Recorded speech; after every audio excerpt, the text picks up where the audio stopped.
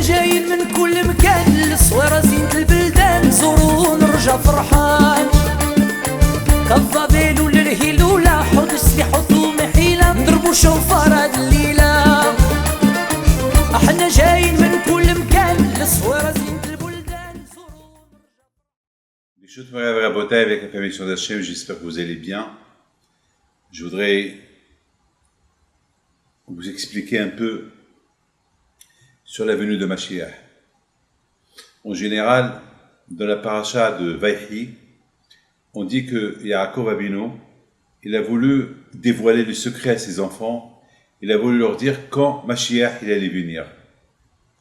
Et au moment qu'il a voulu leur dire, alors il a commencé à parler autre chose.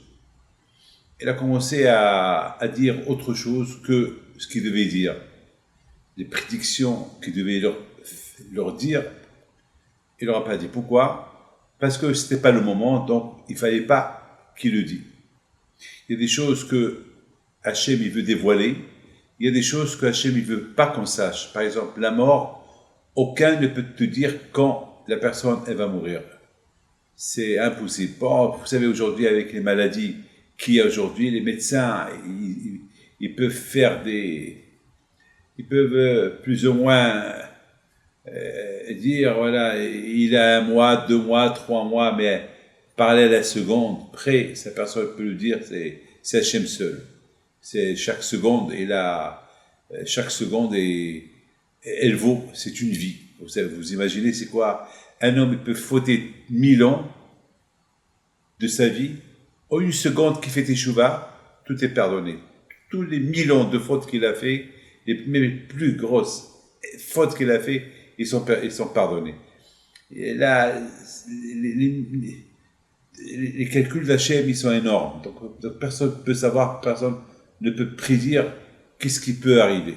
Mes amis, ce que j'ai à vous dire, c'est que au moment que Hachem il décidera quand Mashiach va venir, il viendra. Lui seul, il sait quand il va venir. Quand par exemple, il y a que les femmes qui ont l'expérience de la cuisine, c'est eux seuls qui savent eux, si le repas qu'ils ont fait, est-ce qu'il est bon, il n'est pas bon. Vous savez, tout le monde peut faire la même cuisine, mais il y a des experts, il y a des femmes que vraiment leur repas, leur manger, il est bien parce qu'ils savent combien de temps la cuisson, combien ça doit rester dans le feu, et qu'est-ce qu'il faut mettre, quels ingrédients il faut mettre, et voilà. Donc maintenant, la question se pose, pourquoi Akadosh Baruch Hu, il n'a pas voulu que Yaakov il dévoile le secret à ses enfants quand Mashiach il va venir? Quelle est la raison? Quelle est la raison? Pourquoi pas? Alors, mes amis, il faut savoir une chose, que gagner au loto, c'est une chance. Trouver une femme, l'idéal de ta vie, c'est une chance. Il y a certaines choses que c'est pas évident. Vous savez, pour vraiment être riche, il faut travailler. Pour trouver une femme idéale, il faut la chercher. Il faut vraiment la chercher. Et à la loupe. Mes amis, il y a des choses que on peut pas les avoir comme ça gratuitement. Un homme qui faute seul, écoutez bien, seul la teshuva, seul un homme qui faute et qu'il a fait des erreurs énormes, que pour se faire pardonner ces erreurs-là, il faut des milliers d'années d'enfer, de punition dans l'enfer, pour que ces fautes-là soient pardonnées. Et pourtant, 1 seconde de teshuva, et tout est effacé, tout est pardonné. Voilà. Mes amis, Mashiach, il faut le mériter. Mashiach, il ne peut pas venir comme ça. Il faut le demander. Il faut vraiment un travail. Il faut le mériter. C'est la raison pourquoi, au moment que Yaakov Avinu, il a voulu dévoiler les secrets quand Mashiach va venir, tout de suite, Hachem, il a dit non. Il lui a enlevé la névoie, la prophétie. Il a dit non, tu n'as pas le droit de dire. Donc Yaakov a commencé à dire autre chose. Pourquoi? Parce que Mashiach, il ne dépend pas du temps, il dépend du temps que toi tu vas consacrer pour l'apporter. Si chacun il donne un peu de son temps et prier à Hachem pour que Mashiach il vienne, eh bien, il viendra. Il viendra. Mais vous comprenez très bien pourquoi c'est pas écrit dans la Torah. Nos sages, ils nous ont pas dit quand Mashiach il va venir. On dit comme ça, on dit peut-être. Aujourd'hui, on dit on est à la porte de Mashiach. On va expliquer ça plus tard. Mais il faut savoir une chose, que c'est la raison pourquoi Hachem, il a pas laissé Yaakov dévoiler le secret à ses enfants quand Mashiach il va venir. D'ailleurs, mes amis, même lorsque les Juifs ils étaient en Égypte, ils étaient les pauvres, ils faisaient des travaux forcés, ils étaient là-bas dans l'esclavage. Ils savaient que il allait venir le Messie. Ils savaient qu'il va y avoir un libérateur qui va les libérer contre Hachem. Il aura prédit. Mais tellement que les Juifs en Égypte, ils souffraient, ils étaient esclaves, ils étaient dans les travaux forcés. Ils ont perdu l'espoir. Ils se sont dit jamais, on va être libérés. Ils ont perdu l'espoir. Mes amis, je m'excuse de vous dire, je me trouve aujourd'hui en Amérique. Je m'excuse de vous le dire. Beaucoup de fois, j'ai fait un cours de Torah sur Mashiach. Un cours qui devait vraiment attirer des milliers de personnes. Bon, il y avait des centaines de personnes qui sont venues, mais pas les milliers. Et moi, dans ma tête, je me suis dit, peut-être ils vont venir des milliers à ce cours que j'allais dire sur Mashiach. Et le titre était « Quand Mashiach il va venir, est-ce qu'on est à la porte de Mashiach et qu'est-ce qu'il va avoir lorsque Mashiach il va venir ?» Et les gens ne sont pas curieux de savoir. Je veux la parole d'honneur. Ça veut dire que il y avait des centaines de personnes, mais pas les milliers. Alors, pendant le cours, je leur ai dit, pourquoi mon cours n'a pas attiré des milliers de personnes? J'ai dit, en France, j'aurais lancé le titre de mon cours, les grandes synagogues de France, ils auraient été pleins à craquer des gens qui vont venir pour savoir qu'est-ce que j'allais dire. Même les journalistes, ils vont venir. Tout le monde va venir. Pour voir qu'est-ce que je vais dire. Alors, je me suis posé la question, pourquoi pas ici? Pourquoi ici, il y avait que des centaines de personnes? Il y avait peut-être des centaines, mais pas des milliers. Pourquoi? Mes amis, parce qu'ici en Amérique, les gens, ils sont dans le matériel. Ici, tout est grand. Vous savez, on parle des maisons qui coûtent 50 millions de dollars, on parle d'un penthouse qui coûte 100 millions de dollars. Mais c'est de la folie. On dirait que cette maison, elle est faite. Et les robinets sont en or, en diamant, je ne sais pas quoi. On dirait qu'il n'y a pas de carrelage, il n'y a que des carrelages en diamant. Je ne sais pas pourquoi une maison elle doit coûter 50 millions de dollars. Je n'ai rien compris. Et les gens, ils partent des Lamborghini, les Porsche, les Rolls-Royce. Et vous savez, hier soir, on est venu chercher dans une Rolls-Royce. J'avais honte de monter dedans. À la rigueur, je ne voulais pas. Une fois, j'ai refusé à quelqu'un qui est venu me chercher dans une Rolls-Royce décapotable. J'ai dit, moi, décapotable avec ma barre blanche. Et en plus, c'était une voiture, une Rolls-Royce blanche. Alors, blanc, alors, c'est pas, vous savez, je sais pas, je dis jamais de la vie. Une fois même, quelqu'un est venu chez moi et il voulait m'accompagner dans une voiture de sport qu'elle coûte, je sais pas, quelques centaines de milliers de dollars. Il faut se plier en quatre pour rentrer dans cette voiture. Et je lui dis, tu me vois entrer, même il n'y a même pas de la place pour mon chapeau dans cette voiture. Je lui dis, comment tu veux? Et lui était gros en plus. Je dis, comment tu fais toi pour rentrer? Il m'a dit, je me sers et je rentre. Je dis, prends ma place, je lui dis. Moi, je rentre pas. Tu m'excuses, je marche à pied. Alors, je l'ai fait marcher à pied. Tous ces gens-là qui viennent chez moi en voiture, décapotés, je les fais marcher à pied. On se tapait une demi-heure, 3/4 d'heure à pied. Mes amis, c'est dur de penser à Mashiach lorsque la tête, elle pense qu'à l'argent. La tête, elle pense qu'à... Ils se disent, mais pourquoi on veut Mashiach? Mashiach, il va apporter quoi? Il va nous apporter quoi, Mashiach? Quoi? Une belle vie, mais on a la belle vie maintenant. Mais ils n'ont pas compris. Alors pourquoi en France, ça attire beaucoup de monde? La vie qu'on mène en France, c'est pas comme la vie qu'on mène ici. Une très belle maison à Paris, en plein centre, en plein cœur du 16e, combien va coûter? 10 millions? 12 millions? Combien? Combien va coûter? Et c'est pas tout le monde. Ici, c'est des rues.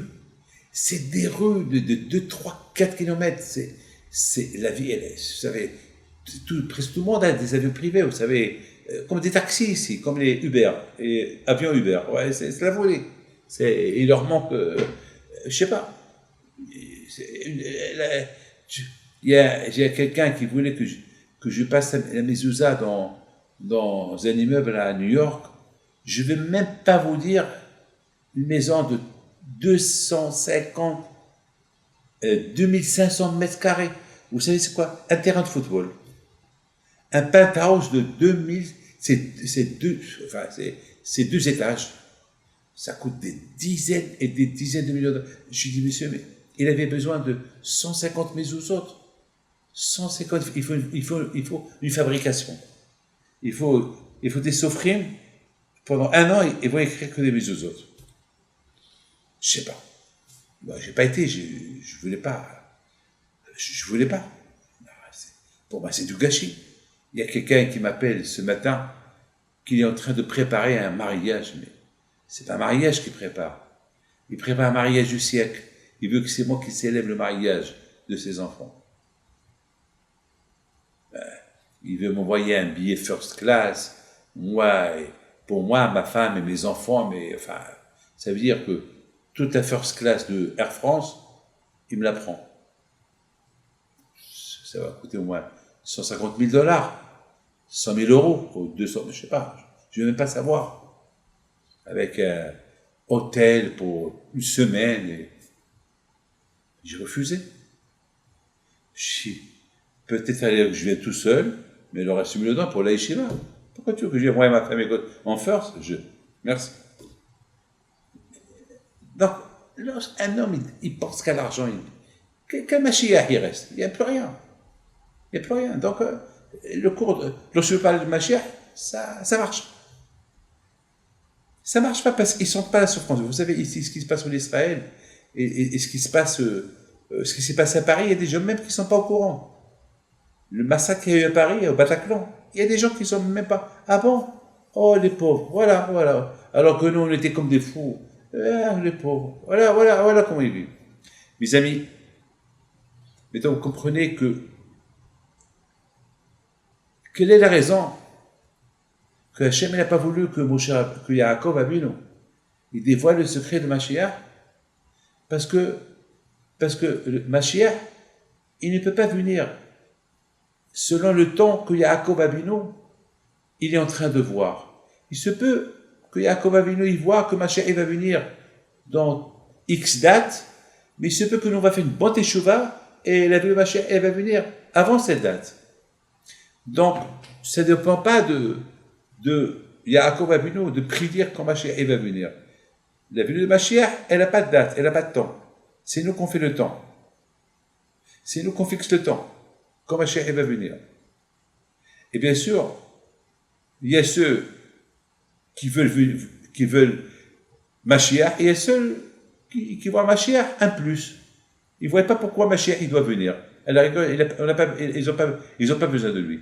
C'est la raison que Hachem a dit à Yaakov Avinu, tu ne peux pas prédire quand Mashiach va venir, parce qu'il se peut qu'il va y avoir des gens qui vont empêcher Mashiach de venir parce qu'ils ne vont même pas prier pour que Mashiach vienne. Donc à cause de ces gens-là, Mashiach ne va pas venir. Donc je vais être obligé, moi, de les forcer à créer des situations que Mashiach vient. Donc Yaakov, c'est mieux de parler autre chose, ne parle pas de Mashiach. Mes amis, pour mériter la délivrance de Mashiach, il faut prier, il faut la Torah, il faut la foi. Vous savez que nos parents, Abraham, Yitzhak et Yaakov, ils nous ont tracé la venue de Mashiach. Mais tout d'abord, il devait y avoir 3 exils. L'exil de l'Égypte, l'exil de Babel et l'exil où on se trouve maintenant. L'exil de l'Égypte, c'est Abraham Avinu qui nous l'a préparé. C'est-à-dire que pour surmonter l'exil de Babel, de Mitzrayim, de l'Égypte, il faut l'aïmouna, parce qu'il n'y avait pas la Torah. Donc il fallait simplement avoir la foi en Dieu. On ne savait pas. Alors, ils ne savaient pas, tellement qu'ils étaient soumis aux travaux forcés, qu'ils ne savaient pas quand il va venir Moshe, le libérateur. Donc, ils avaient simplement l'aïmouna. L'exil de Babel, nous l'a tracé Yitzhak, grâce à Yitzhak. Yitzhak Abinu, c'est le sacrifié. Ça veut dire que pour qu'ils aient surmonté l'exil de Babel, il a fallu vraiment apprendre Yitzhak, il faut vraiment faire des sacrifices. Il faut faire les mitzvot avec sacrifices, etc. Comme Mishaël, Hanania et Azara, que le roi Nabucodonosor leur a dit de se prosterner devant une idole à Avodah, eux ils ont dit non. Ça c'est ce qu'on appelle les Mesirut Nefesh, le sacrifice. Et bien sûr, l'exil où on se trouve aujourd'hui, c'est ce qu'on appelle l'exil de Édom. Eh ben, c'est Yaakov Avinu. On sait très bien Yaakov Avinu, c'est le symbole de la Torah. Grâce à la Torah qu'on va être libéré. Yaakov Avinu, on connaît son histoire avec ce qu'il a souffert pendant toute sa vie, et ce qu'il a sauvé, c'est la Torah. La Torah, c'est la Torah qu'il a sauvé. Mes amis, je voudrais, mes amis, vous dire que Yaakov Avinu, on voit qu'avant qu'il a rencontré son frère Esav, il y a l'ange, celui qui protège Esav, il est venu faire la guerre. Ils ont fait la guerre toute la nuit. Et Esav, l'ange de Esav, il voulait blesser Yaakov. Yaakov, qui était le symbole de la Torah, le blesser. Et pourquoi le blesser? S'il le blesse, donc Yaakov va être malade, et s'il va être malade, il va s'affaiblir dans l'étude de la Torah. Alors ça va être un héritage pour ses enfants, que les enfants vont toujours être fatigués dans l'étude de la Torah. Yaakov Avinu, il a mené une guerre toute la nuit contre l'ange de Esav, jusqu'à qu'il l'a battu. Ça veut dire que le message, il est clair, que si on a la Torah, on n'a pas peur de Esav. On n'a pas peur de Esav. On peut surmonter tout. Pas le mérite de la Torah. Ça, c'est Esav. On voit aussi que Yaakov, lorsqu'il a rencontré Esav, on a vu que Esav, il est devenu impuissant devant Yaakov. Pourquoi? C'est le kouach de la Torah. Lorsqu'il y a le kouach de la Torah, tous les ennemis sont impuissants devant la Torah. On voit aussi dans cette rencontre de Yaakov et Esav, Esav était séduit par la grandeur de Yaakov. Il dit à Yaakov, je resterai avec toi. Sauf que Yaakov, il a dit, non, on ne peut pas rester ensemble parce qu'on a deux vies différentes. Moi, je suis un homme de Torah, toi, tu es un homme de rue, un homme de chasse, et on ne peut pas habiter ensemble. Sinon, je sais qu'on va tomber dans le piège de l'assimilation avec toi. On ne peut pas. Un jour, peut-être, on va se rencontrer. Et si ce jour-là ne vient pas, alors on va se rencontrer, le Mashiach, il va venir. Mais pour le moment, c'est mieux, non, on n'est pas fait l'un pour l'autre. Mes amis, j'ai vu des grands tzadikim qui posent une belle question. Ils disent, on n'a jamais vu l'ange de Esav qu'il a fait la guerre contre Abraham ou contre Yitzhak. Pourquoi avec Yaakov? Pourquoi il a fait la guerre avec Yaakov? Pourquoi pas avec Abraham Avinu, Yitzhak Avinu? Ils répondent une belle réponse. Ils disent, parce que l'ange de Esav, le protecteur de Esav, l'ange de Esav qui est le Satan, lui il s'attaque pas à ceux qui sont dans la tzedaka. Lui il s'attaque pas à ceux qui font la prière. Lui il s'attaque à ceux qui étudient la Torah. Et aux ceux qui aident ceux qui étudient la Torah. C'est à eux que lui s'attaque, parce qu'il sait que celui qui étudie la Torah, il devient très proche d'Hachem. Donc il préfère blesser, affaiblir ceux qui étudient la Torah. Mais on a vu que l'ange de Esav, il n'a pas réussi à affaiblir Yaakov. Donc c'est un message pour les générations, que le juif qui étudie la Torah, le juif qui aide ceux qui étudient la Torah, il n'a pas peur. Quand le Satan de Esav, il n'a pas réussi à affaiblir Yaakov, eh bien, comme ça, celui qui suit le chemin de Yaakov, jamais sera affaibli. Mes amis, il y a une chose que je voudrais vous dire, qu'elle est extraordinaire. La Torah, c'est le Rav, Wasserman alav shalom, que Dieu repose en mon pays, dit que lorsqu'il y a une guerre, lorsqu'il y a deux ennemis qui se battent, lorsque un il a perdu la guerre, bon, il a perdu la guerre maintenant, mais il se peut que le lendemain, c'est l'autre qui va attaquer et c'est lui qui va gagner la guerre. Donc tout le temps, il y a un qui gagne, il y a un qui perd. Et toujours, il y avait une guerre en Europe qui s'appelle la guerre de 30 ans, la guerre de 100 ans. Tout le temps, il n'y avait pas de gagnant. Parce que toujours il y avait un perdant, mais la guerre n'était pas perdue. Entre-temps, ils vont se préparer, ceux qui ont perdu, à une autre guerre. Mais quand la guerre elle est perdue à 100%, lorsque celui qui gagne la guerre, il te prend les armes. S'il te prend les armes, c'est fini. Ça y est, tu as perdu. Tu n'as plus les armes pour faire la guerre. La Torah, c'est les armes. Tant que tu n'as pas perdu les armes de la Torah, jamais tu perds la guerre contre les Yitzhara. Mais lorsque les Yitzhara te prend les armes de la Torah, c'est ce qu'il a voulu faire. L'ange de Esav et Yaakov, il a voulu prendre les armes de la Torah. Et si, que Dieu préserve, le Satan, il te prend les armes de la Torah, il t'affaiblit, c'est perdu, tu as perdu, tu tombes dans son piège. Il ne faut pas laisser qu'il te prenne les armes de la Torah. Et c'est une guerre de chaque jour. Mes amis, c'est écrit Vehaya Ekev Tishmeon. Le mot Ekev, c'est le talent. C'est-à-dire, Rachid dit que celui qui veut réussir dans la vie, il faut qu'il fasse attention avec les mitzvot qui sont petites. Par exemple, la kippa. La kippa, c'est une petite mitzvah. C'est rien du tout la kippa.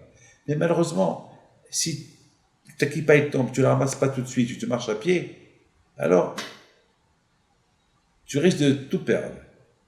Parce que même une petite mitzvah, elle est importante.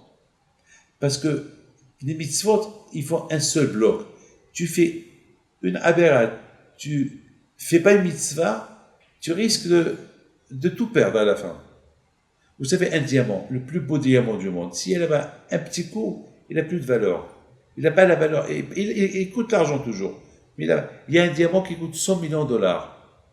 Il y a un autre diamant identique, pareil. Il coûte 10 millions de dollars. Quelle est la différence? Il a une petite tache. L'autre, il n'a pas de tache. L'autre, il coûte 100 millions de dollars. Le deuxième, c'est pareil, mais il coûte 10 millions de dollars. Et il y a une petite tache. Une toute petite tache. Ça veut dire que une petite tache, elle abaisse sa valeur. Une faute que l'homme il fait, ça abaisse la valeur de la Torah qu'il a. Et s'il ajoute encore une faute, c'est fini. Et c'est pour ça, mes amis, Yaakov, il s'appelle Ekev. Yaakov. Yud, c'est la petite lettre. L'équivalent, c'est quoi la petite lettre? C'est comme Ekev. Ekev, c'est une toute petite mitzvah. Si tu fais, que Dieu préserve, tu ne fais pas une toute petite mitzvah, même si la dimension, la grandeur d'un Yud, qui est tellement petite, tu peux tout perdre. Et c'est la raison pourquoi Yaakov Avinu, il s'appelle Yaakov Yud, c'est-à-dire que Yaakov Avinu, il faisait attention même avec les toutes petites mitzvot qu'il y avait, il faisait beaucoup attention. Rachid dit dans la paracha Ekev, celui qui veut réussir à faire les grandes mitzvot, il faut qu'il fasse les petites mitzvot. Il faut qu'il fasse bien attention aux petites mitzvot. S'il ne fait pas bien attention aux petites mitzvot, c'est fini. Il risque après de faire des grosses fautes. C'est pour ça qu'on dit il faut bien écouter et faire les toutes petites mitzvot. Les gens ils servent. Lorsqu'on dit à quelqu'un Nida, Nida c'est important. Shabbat c'est important. Et l'étude de la Torah, ça va, j'étudie quand je veux. Et par exemple, lorsque tu ne fais pas attention, c'est le lait. C'est vrai, le lait qui n'est pas chameau. Il y a ceux qui permettent le lait qui n'est pas chameau. Mais c'est mieux de voir le lait qui est chameau, qui est supervisé. Mes amis, c'est ça. Il y a équipe Shimon. Et c'est la raison pourquoi que Mashiach, on l'appelle Ekifta. Ekifta, c'est la fin des temps. C'est quoi la fin des temps? La fin des temps, ça veut dire que ça y est, le temps il est venu. Mais alors, quand il va venir quand? Alors, mes amis, c'est à nous. Ça y est, on est à la fin des temps, alors c'est à nous. Ça dépend. Regardez, mes amis, notre génération aujourd'hui, elle est gâtée. On n'a jamais vu aucune génération qui est aussi gâtée que la nôtre. Il y a tout. Il y a la cache-route, il y a, vous savez, ici à Miami, il y a même des juifs qui ont des petits bateaux, qui font le tourisme avec des gens, qui les prennent pour un jour, pour la journée. Ils connaissent des îles aux alentours de Miami, où ils peuvent aller dans une plage privée, cachère, tsniout, barbecue, tout ce que vous voulez. C'est qu'aujourd'hui, il y a tout. Il y a l'école juive, il y a mikvé, il y a pas un endroit, il y a tout. Il y a aujourd'hui ce qu'il n'y a jamais eu. Aujourd'hui, vraiment, on est gâté avec tout ce qu'il y a aujourd'hui. Vraiment, aujourd'hui, on est gâté. Aujourd'hui, on est gâté. On est tellement gâté jusqu'à qu'on ne veut rien faire. Mais Bémet, celui qui cherche, le cachère, il y a. L'école juive, il y a. Le mikvé, il y a. Pour les femmes, il y a. Pour les hommes, il y a. Il y a du tout. Il y a du tout. Donc, et pourtant, c'est la fin des temps. On aurait pu croire qu'à la fin des temps, il n'y allait rien avoir. Et pourtant, il y a tout. Mais, de l'autre côté, il y a une balance qui peut tout balancer. Il y a l'Internet, il y a l'iPad, il y a l'iPhone, il y a toute cette technologie qui peut te servir pour faire des bonnes choses avec, mais aussi il y a des choses qui sont mauvaises, comme des divorces. Il y a à cause de toutes ces technologies. Malheureusement, d'ailleurs, même dans les journaux, j'ai vu dans les journaux, les mamans qui crient sur l'Internet pour les enfants, les jeux dangereux, il y a tout. On peut créer, que Dieu préserve, avec toute cette technologie, on peut faire des bêtises, des révolutions dans le monde.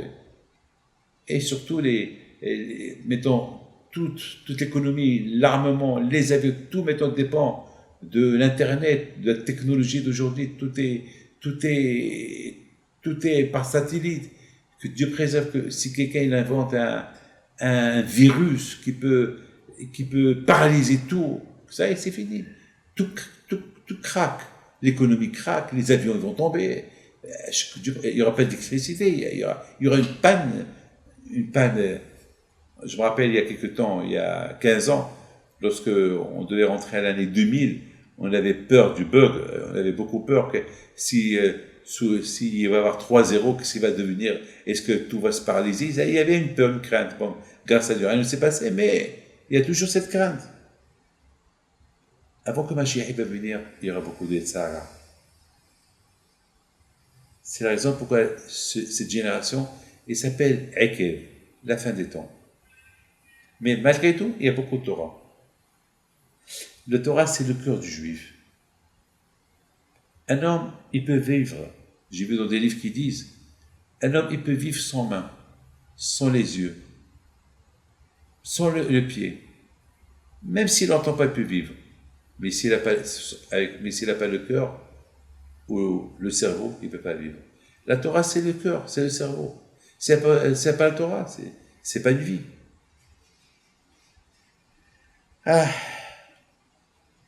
Malheureusement, les gens aujourd'hui, tellement que la vie, elle est dure pour certains, et la vie, elle est pas dure pour certains, ils te disent, ceux que pour eux la vie est dure, ils te disent, lorsqu'ils parlent de Mashiach, on dirait que ils ne veulent même pas entendre parler de Mashiach parce qu'ils vivent tellement dans la déprime qu'ils ne veulent même pas penser à Mashiach. Et ceux qui vivent bien, alors, au contraire, pour eux, Mashiach, il va porter quoi? Mes amis, écoutez très bien. Nos parents en Égypte, ils ont souffert aussi. Il y avait la Avodah Zara, ils ont obligé les Égyptiens à faire l'idolâtrie. Mais mes amis, ils ne se sont pas assimilés. Aujourd'hui, à Rabotaï, c'est pareil. Aujourd'hui, il y a la souffrance aujourd'hui.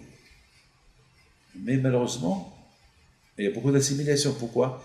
La différence entre l'époque d'avant et l'époque d'aujourd'hui, c'est la raison pourquoi l'époque d'avant, ils ont eu le mérite d'être libérés après un laps de temps, parce que là-bas, ils ont tout fait pour ne pas s'assimiler. Mais à notre époque, malheureusement, les gens, ils ne font pas attention aux vêtements, ils ne font pas attention à leur nom, ils ne font pas attention à leur langage, et ils parlent mal. Et malheureusement, le monde est presque assimilé. Et il faut faire attention aujourd'hui. Mes amis, il y avait une fois Bouchoua Ben Lévi qui dit à Eliyahu Navi, tu peux me dire quand Mashiach il va venir? Il lui dit, Mashiach, bien sûr, je te dis, il va venir aujourd'hui. Alors il a dit, mais combien? Il va demander à Mashiach. Et il lui dit, où se trouve Mashiach? Il lui dit, Mashiach il se trouve à Rome. Bouchoua Ben Lévi, il va chez Mashiach, il le rencontre, il lui dit, moi, tu viens quand? On a ras-le-bol de vivre comme ça, dans la souffrance avec les Romains. Il a dit, j'arrive aujourd'hui. Ah, super. Après quelques jours, Mashiach n'était pas toujours venu. Il y a un navire rencontre Bouchoua Ben Lévi, il lui dit, alors, tu as vu Mashiach? Il lui dit, je l'ai vu, mais il m'a menti. Il a dit, pourquoi? Il m'a dit, je lui ai demandé quand Mashiach va venir. Il m'a dit, aujourd'hui. Ça fait déjà 3-4 jours, il n'est pas venu. Il a dit, tu n'as pas compris. Il a dit, aujourd'hui, si on l'écoute, la voix de Dieu, Ayom Bikol Tishmaou, vous savez que le Gaon de Vilna, il avait dit que la guerre de Gog et Magog, elle va durer 12 minutes. Il y a 400 ans qu'il a prédit 12 minutes. Il y a 400 ans, qui aurait pu croire à ces paroles-là du Gaon de Vilna? Aujourd'hui, on comprend très bien. Avec les bombes nucléaires, les bombes atomiques, les bombes à neutrons, tout ce qu'il y a, tous ces missiles qu'il y a aujourd'hui, la guerre mondiale peut durer 12 minutes. Voilà. Et avec tout ce qui se passe aujourd'hui, vous savez que c'est très connu ce que je vais vous dire. C'est grave ce que je vais vous dire. C'est des grandes tzadikim. Il y a même des enregistrements de ces grandes tzadikim. En Amérique, à l'Écoud, il y a un grand tzadik, il s'appelle Binatan, le mashgiach de l'Écoud. Il a dit que le jour, comme ça il a dit, il y a 40 ans qu'il a dit ça, 40 ou 50 ans. Il a dit le jour que les Russes ils rentrent en Syrie pour aider les Syriens, pour sauver le gouvernement de la Syrie de l'époque, de l'époque, eh bien, il faut habiller-vous, mettez les vêtements de Shabbat et préparez-vous pour Mashiach. C'est de la folie. Et pourtant, c'est ce qu'on a vu il y a quelques semaines, que la Russie elle est rentrée en Syrie avec des armes, elle les a apporté des avions, des tanks T-790, et des tanks énormes. C'est de la folie. Bon, je ne sais pas si... On voit des choses que nos rabbins, nos tzadikim nous ont dit il y a 40, 50 ans, on les voit se réaliser aujourd'hui. Alors où est Mashiach? Les amis, Mashiach, on dit un imam, mais je crois que Mashiach il va venir. Moi je pense, il faut arrêter de dire cette phrase. Je crois que Mashiach il va venir. Il faut dire Mashiach il est là. Moi je dis qu'il est là. Le Messie, Mashiach il est là déjà. Parce que c'est comme si je dis à quelqu'un qui rentre chez lui le vendredi soir et je lui dis, dis-moi, tu as quelque chose à manger ce soir? Et il va répondre, ben, je crois que ma femme elle a fait un repas. Est-ce que vous avez entendu quelqu'un qui va dire, imaginez que tout le monde dit, ben, on croit que nos femmes ils ont préparé à manger. Non, on sait que vendredi soir, nos femmes ils ont déjà préparé à manger. Le manger il est sur la plata. Il ne reste qu'à rentrer et se servir et manger. Alors aujourd'hui, c'est plus la peine de dire je crois que Mashiach va venir. Non, il faut dire ça, Mashiach il est là. Il faut simplement, il rentre. Il y a Rahim Kanivski à la Shalita. Il a dit qu'aujourd'hui Mashiach il n'est pas dans la ville, mais il est à la porte. Il faut ouvrir la porte et laisse-le rentrer. Il est à côté. Mes amis, aujourd'hui, c'est le Satan, le Tzara est très fort. Parce qu'il sait que Mashiach, il va venir. Donc aujourd'hui, il fait tout ce qui est en son pouvoir pour ralentir la venue de Mashiach. Parce qu'il sait que Mashiach ne peut pas venir si on faute, si on est assimilé, si on n'est pas croyant, etc., etc. Il le sait, ça. Mais alors, si on aurait pu dire au bon Dieu, Dieu, c'est ta faute. Tu nous as donné un Satan, un Tzara, avant la fin des temps, pendant que Mashiach, il est là déjà, qui nous pousse à faire du mal. C'est ta faute, Hachem. Mais quand je vais répondre, non, vous n'avez pas raison, vous avez tort. Parce que vous avez tout à côté. Il y a la cacheroute, il y a des shivot, il y a des kolilim, il y a les mikvaot, il y a les biscuits juifs, il y a tout. Il y a le positif et le négatif. S'il n'y avait que le négatif sur le positif, vous pouvez m'accuser. Mais là, j'ai fait ce qu'on appelle l'équilibre. Aujourd'hui, on vit dans l'équilibre. Il y a le mal d'un côté, il y a le mauvais de l'autre côté. Il nous suffit maintenant uniquement de... Et on peut utiliser le mal pour faire le bien, on peut le changer. Mais je m'excuse. Il y avait quelqu'un qui était... Je l'ai vu dans l'avion avec son internet en train de lire le Daf Yomi. Bon, moi je suis pas là pour permettre aux gens, dire aux gens faites ce que de suivre l'exemple, mais beaucoup des fois, il y a beaucoup de gens, Baruch Hashem, grâce à Dieu, d'ailleurs moi-même je donne un cours de Torah, il y a beaucoup de gens qui rentrent sur la télé pour Torah, ils voient des cours de Torah de d'autres, c'est bien, mais il faut que ça soit que ça. Il faut que l'Internet soit cachère. Il ne faut pas que tu préserves, après avoir vu un cours de Torah, tu cliques sur autre chose et après ta femme elle va te trouver en train de voir des bêtises. Les amis, aujourd'hui on doit passer à un niveau supérieur. Mashiach, il est là. C'est pas je crois en Mashiach, il est là. Vous savez, il y a une fois quelqu'un qui une fois, il y avait un grand tzaddik qui a donné un cours de Torah sur Mashiach. Il a dit, Mashiach, il est là, il est à côté. Alors après le shiur, après le cours, il y a un élève, un grand élève à lui, un grand rabbin, il vient lui dire, Rabbi, votre cours, il est super, on est avec vous, on est convaincu que Mashiach, vraiment, il va venir. Il lui dit, moi, tu crois en Mashiach? Il lui dit, le Rav, il lui dit, tu crois en Mashiach? Il dit, bien sûr, je crois. Il lui dit, moi, tu peux me prêter $1000 jusqu'à que Mashiach, il vienne, je les rends. Ah, quoi? Il lui dit. Ah, eh bien, si tu crois en Mashiach, alors prête-moi les $1000, je te rends, le Mashiach, il va venir. Ah, je crois en Mashiach, mais lorsqu'il s'agit de l'argent, prêter à quelqu'un l'argent qu'il a besoin pour vivre, non, je ne crois pas au Mashiach. Voilà, c'est ça. C'est pour ça aujourd'hui, je dis, il faut passer à un niveau supérieur. Mashiach, c'est pas je crois qu'il est là, il est là. Si on construit l'idée que Mashiach, il est là, alors s'il est là, prête-moi $1000, tiens, je te prête, de toute façon, il est là. Tu vas me les rendre demain, dans 1 heure, dans 3 heures. Vous savez, il y a des tzadikim, il y a un grand tzadik qui a dit beaucoup des fois,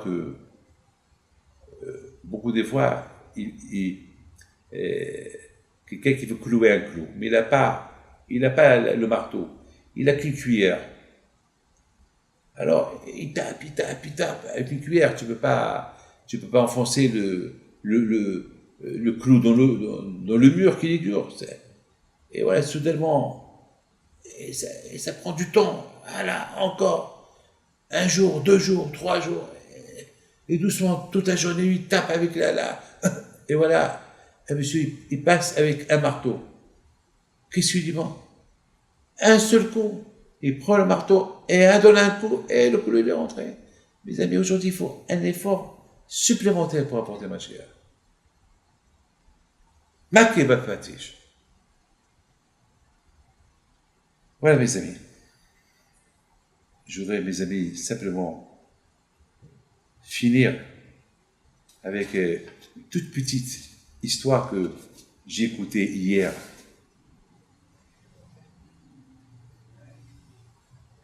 Et c'est une femme, hein, Madame Benamou, de Toulouse. Son fils et ses enfants, ils habitent à Miami. Et hier soir, elle m'a raconté, elle dit, Rabbi David, et je vous rappelais une histoire que j'ai eue avec vous. Je dis, Madame, je ne me rappelle pas. Mais vous vous rappelez, il y a une 20aine d'années, vous êtes venu chez nous à Toulouse et vous avez reçu les jeux chez nous et on devait faire une grande séouda chez nous à la maison avec vous. Et vous m'avez dit, Madame Suzanne, est-ce que vous avez...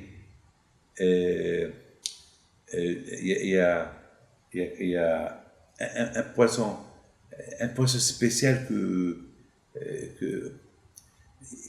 qu'on trouvait au Maroc. C'est le poisson de la rivière. C'est un gros poisson, il y a beaucoup des épines, mais on l'appelle le poisson de la rivière. Alors, je vous ai dit, Rabbi David, ici en France, on a tous les poissons, mais ce poisson, on l'a pas. Je sais pas, mais non, Madame Benamou, vous devez avoir. J'ai envie de ce poisson.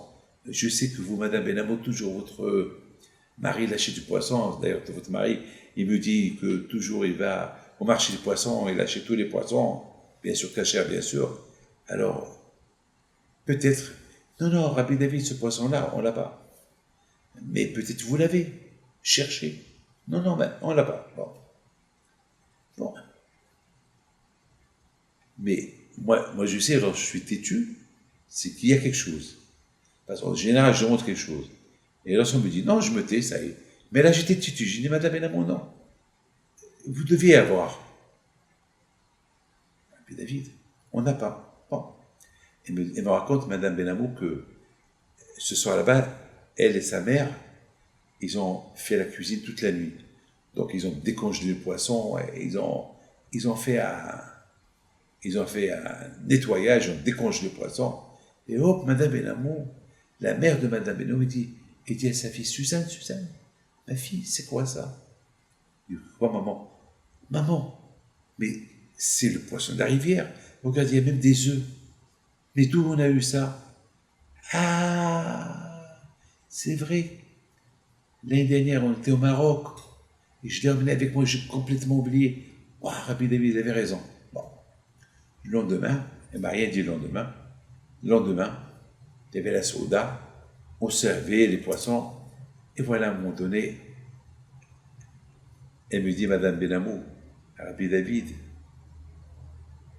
qu'est-ce que vous pensez? Je vous ai fait le poisson de la rivière ou vous ne l'avez pas? Ou on ne l'a pas fait? Et vous m'avez répondu, ben, je ne sais pas, Madame Benamou. Si hier j'ai insisté, je vous ai dit plusieurs fois, si que vous l'avez, c'est que vous l'avez. Bon, et si vous ne l'avez pas, eh ben, ma foi, peut-être que vous avez mal cherché. Et Rabbi David, on l'a trouvé. L'année dernière, on l'a emmené du Maroc et il était vraiment dans un coin au congélateur. Le voilà. Avec les œufs et tout. Et tout le monde l'a goûté. La Emouna. Comment? Mes amis, la Emouna, entre vous et moi, et s'il n'y avait pas, ah ben s'il n'y avait pas, le bon Dieu l'aurait apporté. Et c'est tout. Je rigole. C'est la Emouna. C'est la Emouna. Vous savez, la Emouna, elle commence lorsqu'il y a l'impossible de faire la chose, et tu crois qu'il y a la chose, eh ben il y aura la chose. C'est ça la Emouna. Mes amis, que le bon Dieu vous protège et vous donne la santé et la joie si Dieu veut. Et cette même femme, Madame Benamou, elle m'a raconté hier soir que sa sœur, elle est partie voir mon père, parce que mon père était malade, quelques jours avant qu'il est mort. Et personne ne rentre chez mon père parce qu'il était malade. Et mon père, il a dit à ma mère, ouvre la porte, il y a une femme qui est venue de France. Cette femme-là, toujours, elle m'a aidé. Laisse-la rentrer. Et Madame Benamou me raconte que cette femme, elle est rentrée chez mon père. Et mon père, il lui a dit, dis à monsieur Benamou de Toulouse qu'il va vivre encore 20 ans. Qu'il ne s'inquiète pas. Il va vivre encore. Non, pardon. Il a dit, les 20 ans qu'une fois je lui avais dit qu'il va vivre, ils ne sont pas terminés, qu'il ne faut pas qu'il ait peur. Effectivement, mes amis, mon père, il avait prédit à ce monsieur Benamou qu'il allait vivre 20 ans. Il a vécu 20 ans, jour à jour. C'est la Emouna. Regardez, à notre époque, c'est-à-dire que l'époque de Mashiach, on entend des histoires, des tzadikim, des histoires qu'on pouvait imaginer que ces histoires se sont passées à l'époque de Baal al-Tania, de Baal Shibto. Et pourtant, c'est à notre époque que ça se passe. Parce qu'on est à l'époque de Mashiach. Il ne faut plus dire « je crois dans la venue de Mashiach », mais on doit passer à un niveau plus important. Mashiach, il est là. Il est là. Il va entrer. On doit croire. C'est ça là. Que Hachem vous protège. Quand nos parents, ils savaient que le libérateur en Égypte, il existait déjà. C'est pas on croit qu'il va venir. Nous aussi. On n'a plus le droit de dire on croit qu'il va venir. Il est là déjà. On le vit déjà. Il est à la porte. Mais toi, il faut préparer pour le recevoir en grand pompe. Amen.